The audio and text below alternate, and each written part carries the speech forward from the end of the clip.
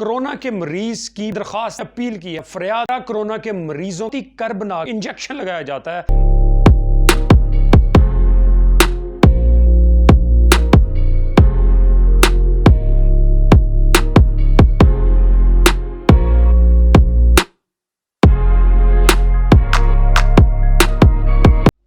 بسم اللہ الرحمن الرحیم. السلام علیکم. آج کی یہ ویڈیو کورونا کے مریض کی ریئل سٹوری ہے.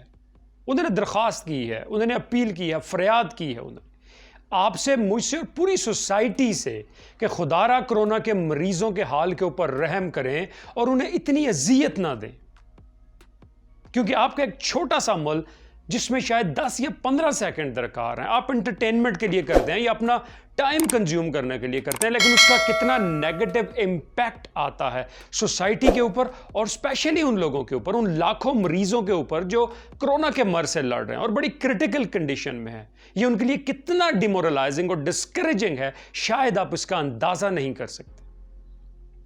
وہ بتاتے ہیں کہ جیسے ہی مجھے کورونا کی سمٹمز اپیئر ہوئی, میرے پورے جسم میں درد, تھکاوٹ, بخار, گلے میں درد, تو میں ایک اپنے قریبی ڈاکٹر کے پاس گیا جنہوں نے مجھے کورونا ٹیسٹ کروانے کا مشورہ دیا.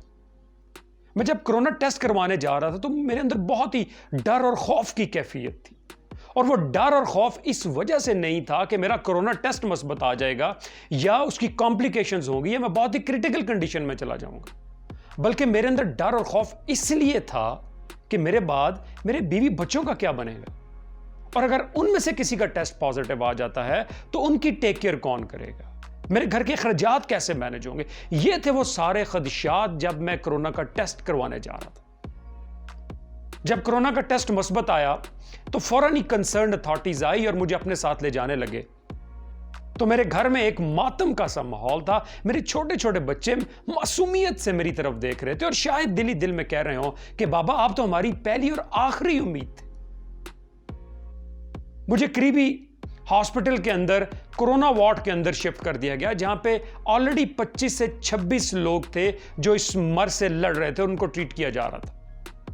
میں نے تقریباً 2 ہفتے وہاں پہ گزارے, اور 2 ہفتے کے اندر جو بہت ہی اذیت ناک چیزیں ہوئیں, وہ چیزیں جنہوں نے مجھے بہت ہی تکلیف دی اور بہت سارے اور لوگوں کو جو بہت ہی کرٹیکل کنڈیشن میں تھے, میں وہ آج آپ سے ڈسکس کرنے جا رہا ہوں کہ خدا را ہمیں ایز اے سوسائٹی ہمیں ذمہ داری کا احساس کرنا چاہیے. ہمیں اپنی ذمہ داری کا پتہ ہونا چاہیے کہ ہمارا ایک چھوٹا سا عمل کسی کے لیے کتنا تکلیف دہ ثابت ہو سکتا ہے.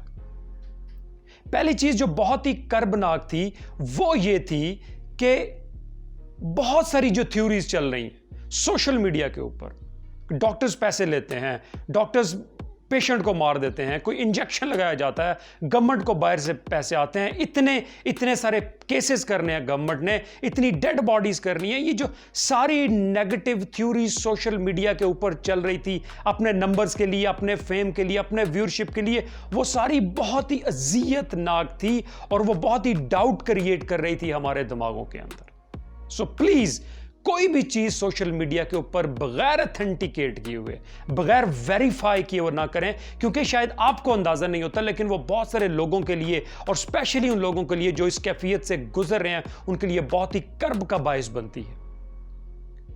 دوسری جو چیز جس نے ہمیں بہت ہی تکلیف دی وہ تھا ہمارا میڈیا اور انٹرنیشنل میڈیا, کیونکہ کسی بھی میڈیا کے اوپر کوئی بھی خیر کی خبر نہیں تھی. انٹرنیشنلی کتنے کیسز ہو رہے ہیں پر ڈے, کتنے کیسز ہو رہے ہیں پر ڈے, کتنی ڈیتھس ہو رہی ہیں, پاکستان میں کتنے کیسز ہیں, کتنے پروونس میں کتنے کیسز ہیں, کتنی کیجویلٹیز ہو رہی ہیں ڈیلی بیسس کے علاوہ.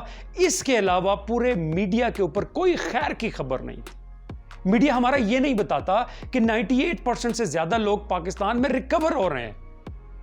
میڈیا کبھی اس کی بات نہیں کرتا, ہمیشہ سے نیگیٹو خبریں پھیلائی جاتی ہیں, لیکن ان خبروں کا کتنا نیگیٹو امپیکٹ آتا ہے ان پیشنٹ کے اوپر جو سفر کر رہے ہیں, جو لڑ رہے ہیں اس بیماری میں, شاید اس کا اندازہ نہیں کر سکتے.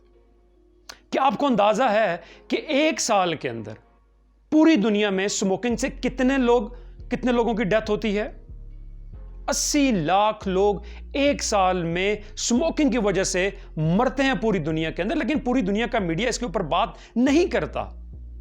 اس کی وجہ یہ ہے کہ جو ٹوبیکو کی انڈسٹری ہے وہ $200 بلین سے بڑی انڈسٹری ہے، اور وہ ایک سال میں بلینز آف ڈالرز کے ایڈ دیتے ہیں print media, electronic media, social media کے اوپر. اس لیے کوئی میڈیا اس کے اوپر بات نہیں کرتا. جہاں پہ 80 لاکھ بندہ ایک سال میں کنفرم ان کی ڈیتھس ہوتی ہیں. جو دوسری چیز جس نے ہمیں بہت زیادہ اذیت دی وہ ہمارے میڈیا کا نیگیٹو رویہ ہے. تیسری بڑی امپورٹنٹ چیز اور بہت ہی اذیت دہ ہمارے لیے جو چیز تھی، جو بہت ہی کربناک تھی، وہ یہ تھی کہ آج کل سوشل میڈیا شاید ایک قبرستان کا منظر پیش کر رہا ہے، جس میں ہر آدمی یہ فرض سمجھتا ہے کہ میں نے صبح اٹھ کے کوئی ڈیڈ باڈی، چاہے وہ کورونا سے کسی کی ڈیتھ ہوئی ہو یا عام کسی بیماری کی وجہ سے، میں نے لازمی وہ اپلوڈ کرنی ہے، جسٹ اپنے ویورز کے لیے، جسٹ ایک انٹرٹینمنٹ کے لیے، جسٹ ایک انفارمیشن کے لیے، for the sake of nothing. لیکن ہمیں شاید اس چیز کا احساس نہیں ہے کہ وہ ان لوگوں کے لیے، لاکھوں لوگوں کے لیے جو کرونا کے مرض سے لڑ رہے ہیں، یہ ان کے لیے کتنا ڈیمورلائزنگ ہے، اس سے ان کے حوصلے کتنے ٹوٹتے ہیں. ہمیں شاید اس چیز کا اندازہ نہیں ہے. پلیز سوشل میڈیا پہ آزادی ہونی چاہیے، لیکن ہمیں اس چیز کا اندازہ بھی ہونا چاہیے کہ ہمارا ایک چھوٹا سا عمل، ایک چھوٹی سی پوسٹ کسی کے لیے کتنی زیادہ اذیت دہ ہو سکتی ہے اور سوسائٹی میں اس سے کتنی نیگیٹیوٹی پھیل سکتی ہے. چوتھی جو بہت اذیت دہ چیز تھی وہ معصوم دوست اور وہ معصوم رشتہ دار جو ہر صبح معصومیت میں اٹھ کر کال کرتے تھے خیریت دریافت کرنے کے لیے، لیکن محلے کی، اس پورے علاقے کی ساری بری خبریں شیئر کرتے تھے، اور ان کو یہ اندازہ نہیں ہوتا تھا کہ اس آدمی کے اوپر کیا گزر رہی ہے جو آلریڈی ایک بڑی ڈیفیکلٹ سٹیج میں ہے، کریٹیکل کنڈیشن میں ہے، اور ان ساری نیگیٹو خبروں سے اس کی صحت کے اوپر کتنا نیگیٹو اثر ہوگا.